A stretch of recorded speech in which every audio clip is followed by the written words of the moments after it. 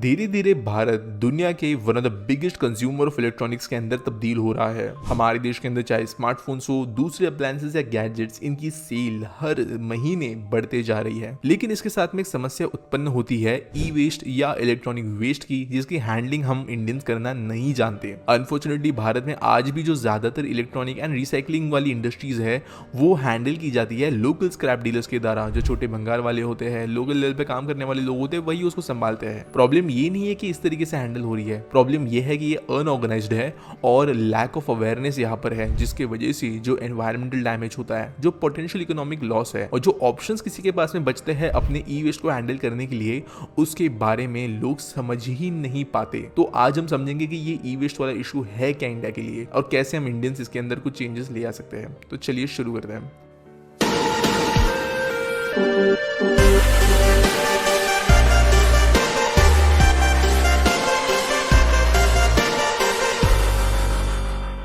पहला जो major issue हमारे देश के अंदर ई वेस्ट रिलेटेड है वो है लैक ऑफ अवेयरनेस। दोस्तों, गवर्नमेंट हमको 10-15 साल से बोल रही है कि गीला कचरा और सूखा कचरा सेपरेट करें, लेकिन फिर भी लोग जो है उसको समझ नहीं पाते। अगर इसी के अंदर हम यूरोपियन कंट्रीज या अमेरिकन कंट्रीज की तरह कांच, मेटल, ई वेस्ट और कई दूसरी चीज़ों को सेपरेट करने की डिमांड करने लगे तो लोगों से वो हो ही नहीं पाएगा। इसके वजह से ज़रूरी ये है कि एक प्रॉपर ट्रेजेक्टरी फॉलो की जाए ताकि लोग समझे कि इलेक्ट्रॉनिक वेस्ट अलग होता है और इसका डिस्पोजल अब नॉर्मल कचरे में नहीं कर सकते। हमारे देश में अगर कोई फ़ोन खराब हो जाता है, कोई बैटरीज खराब हो जाती है, कोई गैजेट खराब हो जाता है तो हम उसको डायरेक्टली भंगार वाले को दे देते हैं, या छोटा चीज़ है तो ऐसी कचरे में फेंक देते हैं।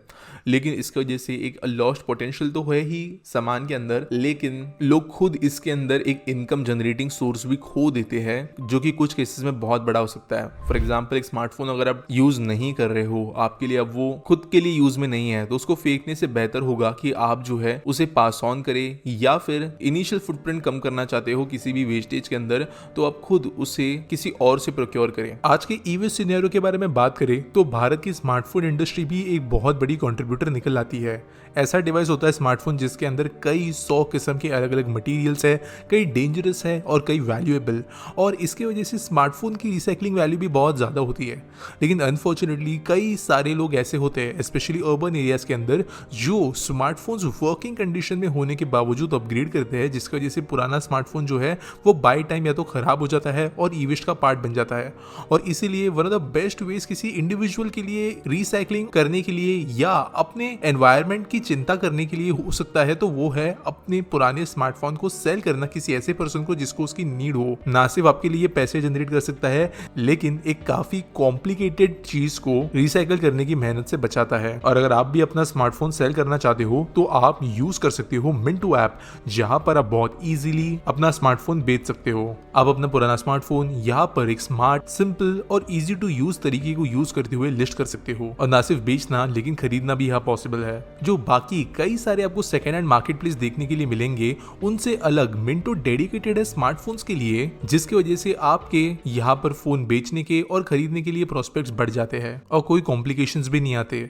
इसके लिए अगर आप भी अपना फोन बेचना चाहते हैं या सेकेंड हैंड फोन खरीदना चाहते हैं तो आप डिस्क्रिप्शन में दिए गए लिंक के जरिए मिंटो ऐप को डाउनलोड जरूर करें और इसका इस्तेमाल करके देखें और अपना भी कंट्रीब्यूशन दे एनवायरमेंटल वेस्ट को कम करने के लिए और खुद के लिए थोड़ी कमाई करने के लिए भी। अगले प्रॉब्लम के बारे में बात करते हैं कि ई वेस्ट मैनेजमेंट ठीक से क्यों नहीं हो पा रहा है, वो है लैक ऑफ इंफ्रास्ट्रक्चर। दोस्तों, इलेक्ट्रॉनिक्स बहुत कॉम्प्लिकेटेड होता है। यहाँ पे वुड से लेके copper, metal, aluminium, plastics, gold, platinum, कुछ rare earth elements, lithium, cobalt, carbon, graphite, इन जैसे काफी सारे यूनिक और आप कह सकते हो रेयर प्लस वेरिड एलिमेंट्स का इस्तेमाल होता है। अब इनको अगर सेपरेट किया जाए तो किसी भी इलेक्ट्रॉनिक्स की वैल्यू बहुत बढ़ती है। एक नॉर्मल बैटरी में से अगर लिथियम भी रिसाइकल कर दिया जाए कि वापस एक नई मैन्युफैक्चरिंग फैसिलिटी बनाई जाए तो वो बहुत ज़्यादा सस्ता होगा किसी भी न्यूली माइंड लिथियम से। लेकिन देश में आज प्रॉब्लम ये है कि हमारे पास में प्रॉपर कलेक्शन, ट्रांसपोर्टेशन और प्रोसेसिंग फैसिलिटीज है ही नहीं इलेक्ट्रॉनिक वेस्ट के अंदर। जनरली जो इलेक्ट्रॉनिक वेस्ट हमारे यहाँ पर लोकल लेवल पे की जाती है हैंडल, वहाँ पे तांबे को निकाला जाता है मोटर में से, जिसकी मार्केट में एज मेटल वैल्यू है।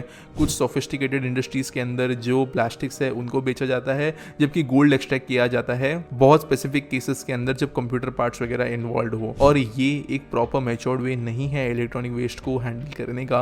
एक बहुत मेगा लेवल की मैन्युफैक्चरिंग एंड सॉर्टिंग सिस्टम का अवेलेबिलिटी जगह जगह पर होना ज़रूरी है ताकि प्रॉपरली सेपरेट किया जा सके इलेक्ट्रॉनिक्स के अंदर के हर एक इंपॉर्टेंट कंपोनेंट को और आगे जाकर उनका री इस्तेमाल किया जा सके या एटलीस्ट बेचा जा सके, ताकि वेस्ट तो हैंडल हो ही, साथ साथ पैसा भी जनरेट हो, जिसकी वजह से जॉब्स, एम्प्लॉयमेंट और इंडस्ट्री डेवलपमेंट हो। इसका अगला इशू है लो फॉर्मलाइजेशन का। जैसे मैंने कहा, हमारे यहाँ पर ये लोकल लेवल पे काम होता है। प्रॉब्लम यह है कि बड़े लेवल पर काम इसलिए भी इसके अंदर हो नहीं पाता क्योंकि हमारे यहाँ पर ये इंडस्ट्री इतनी कॉम्प्लिकेटेड है कि यहाँ पर चाहे अगर आप लाइसेंसेस लेना चाहो, आप ऐसी कोई बड़ी फैक्ट्री सेटअप भी करना चाहो, तो कोई प्रॉपर ऑन ग्राउंड चीज़ें लिखी हुई नहीं है, जिसकी वजह से आप अगर चीज़ें सेटअप करना भी चाहते हो तो आपके लिए मुश्किलें बहुत बड़ी होगी। इनफैक्ट अगर आप एक बड़ी फैक्ट्री से बेहतर आपके लिए ये होगा कि आप 100 छोटे छोटे से लोकल स्क्रैप डीलर्स को ही चलाना शुरू कर दो, जिसकी वजह से भारत में ये रेगुलेशन वाला इशू भी आता है। अगर गवर्नमेंट कोई ऐसा रेगुलेशन ली आती है जो प्रमोट करे इलेक्ट्रॉनिक वेस्ट के मैनेजमेंट को, प्रमोट करे ऐसी बड़ी वाली कंपनीज को जो अच्छे से इस वेस्ट को मैनेज कर सकती है, तो यहाँ पर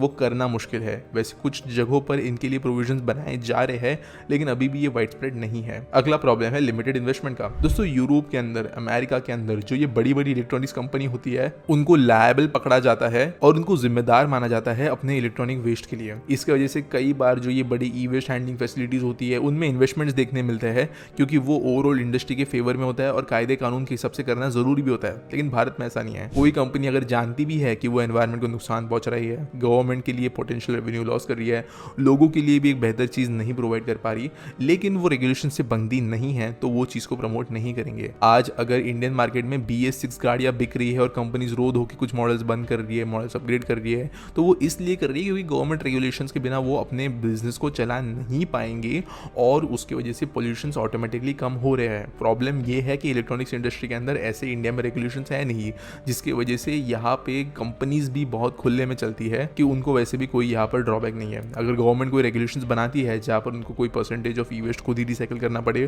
तो मे बी ये चीज़ें किक स्टार्ट हो सकती है। अगला एंड लास्ट इशू जो है हमारे देश के अंदर, वो है रेगुलेटरी चैलेंजेस का।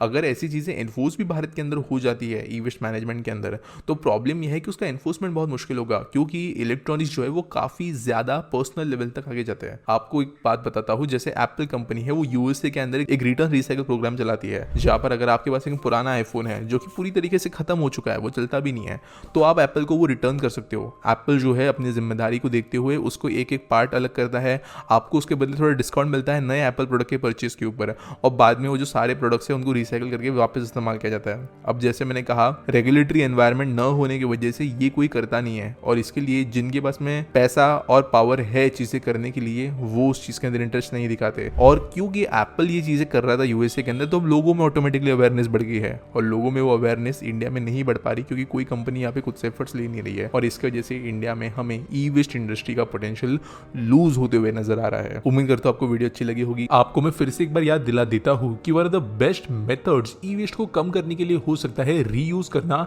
जहां पर स्मार्टफोन्स को आप रीसेल करते हुए इस वेस्ट को कम कर सकते हो, जिसके लिए मिंटो ऐप आपके लिए best and one stop solution बनता है अपने फोन को बेचने के लिए। तो आप जरूर डिस्क्रिप्शन में दिए गए लिंक के जरिए मिंटो ऐप को डाउनलोड करें।